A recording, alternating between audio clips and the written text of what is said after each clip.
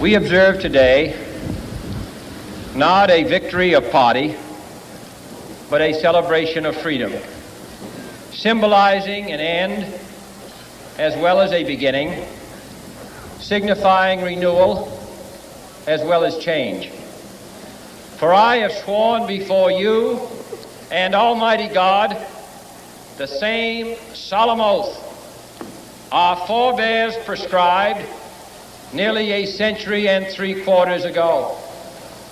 The world is very different now, for man holds in his mortal hands the power to abolish all forms of human poverty and all forms of human life. And yet the same revolutionary beliefs for which our forebears fought are still at issue around the globe.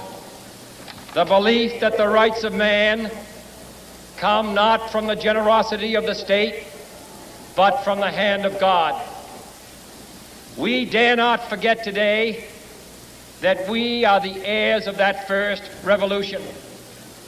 Let the word go forth from this time and place to friend and foe alike that the torch has been passed to a new generation of Americans born in this century, tempered by war, disciplined by a hard and bitter peace, proud of our ancient heritage, and unwilling to witness or permit the slow undoing of those human rights to which this nation has always been committed and to which we are committed today at home and around the world.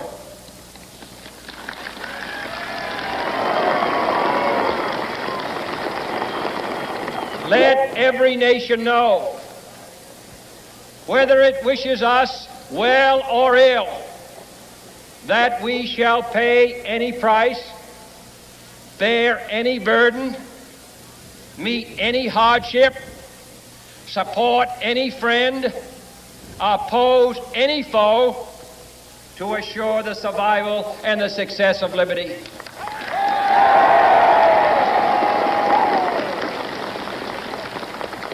This much we pledge and more. To those old allies whose cultural and spiritual origins we share, we pledge the loyalty of faithful friends. United, there is little we cannot do in a host of cooperative ventures. Divided, there is little we can do, for we dare not meet a powerful challenge at odds and split asunder.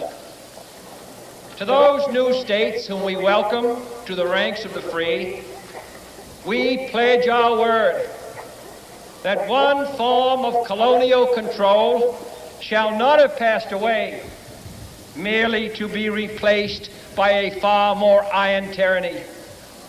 We shall not always expect to find them supporting our view, but we shall always hope to find them strongly supporting their own freedom, and to remember that in the past, those who foolishly sought power by riding the back of the tiger ended up inside.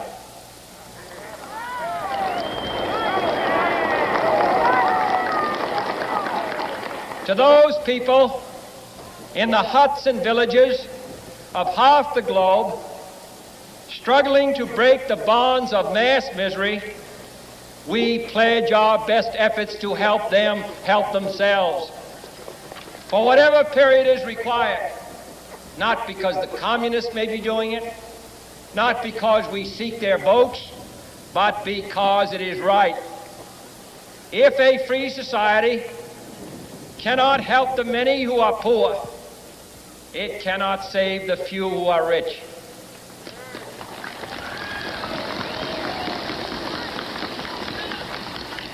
To our sister republics south of our border, we offer a special pledge to convert our good words into good deeds. In a new alliance for progress, to assist free men and free governments in casting off the chains of poverty. But this peaceful revolution of hope cannot become the prey of hostile powers. Let all our neighbors know that we shall join with them to oppose aggression or subversion anywhere in the Americas. And let every other power know that this hemisphere intends to remain the master of its own house.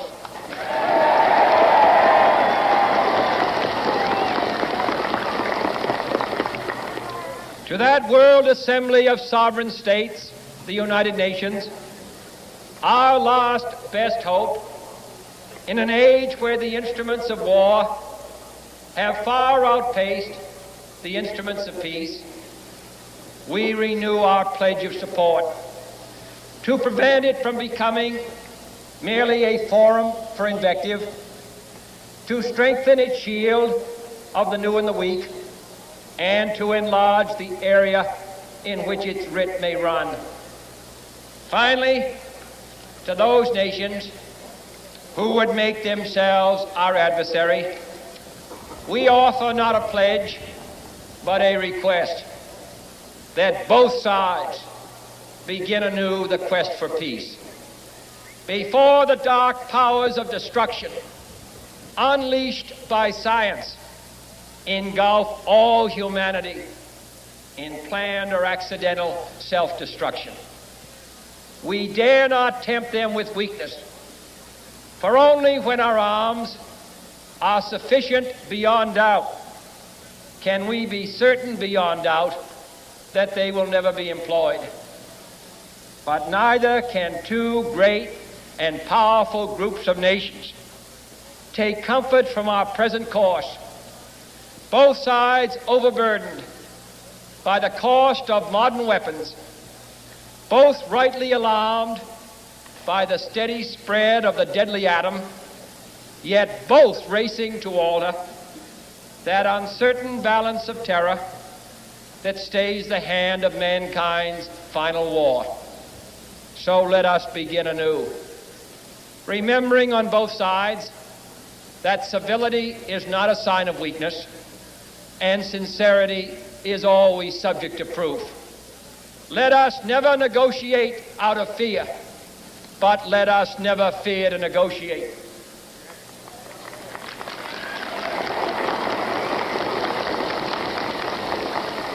Let both sides explore what problems unite us, instead of belaboring those problems which divide us.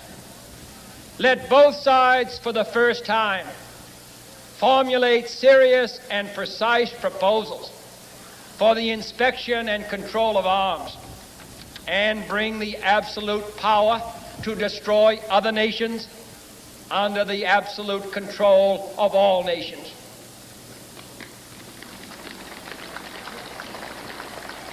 Let both sides seek to invoke the wonders of science instead of its terrors. Together, let us explore the stars, conquer the deserts, eradicate disease, tap the ocean depths, and encourage the arts and commerce. Let both sides unite to heed in all corners of the earth the command of Isaiah to undo the heavy burdens and let the oppressed go free. And if a beachhead of cooperation may push back the jungle of suspicion, let both sides join in creating a new endeavor, not a new balance of power, but a new world of law, where the strong are just and the weak secure and the peace preserved. All this will not be finished in the first 100 days, nor will it be finished in the first 1,000 days, nor in the life of this administration, nor even perhaps in our lifetime on this planet. But let us begin.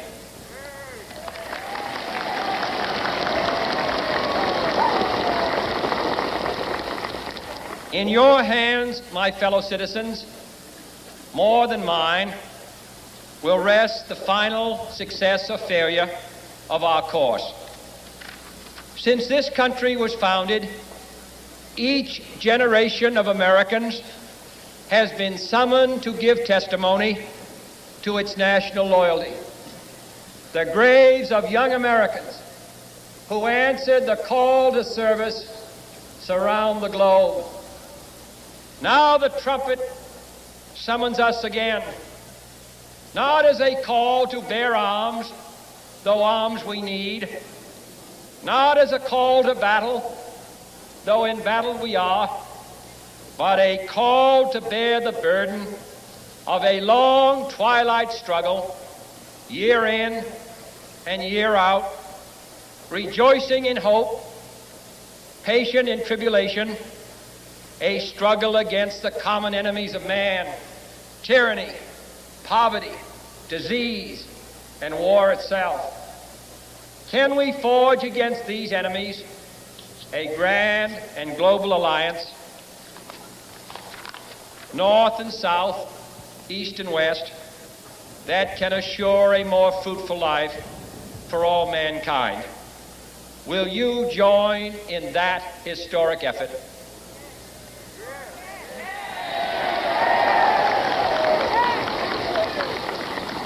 In the long history of the world, only a few generations have been granted the role of defending freedom in its hour of maximum danger. I do not shrink from this responsibility. I welcome it.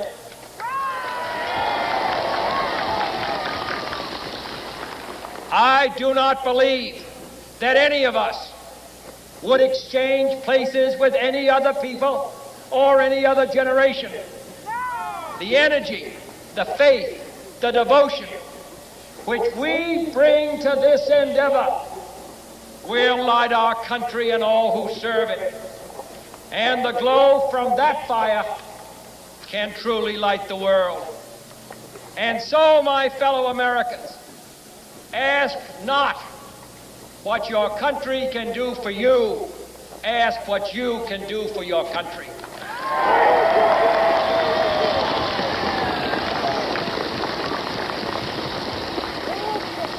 My fellow citizens of the world, ask not what America will do for you, but what together we can do for the freedom of man.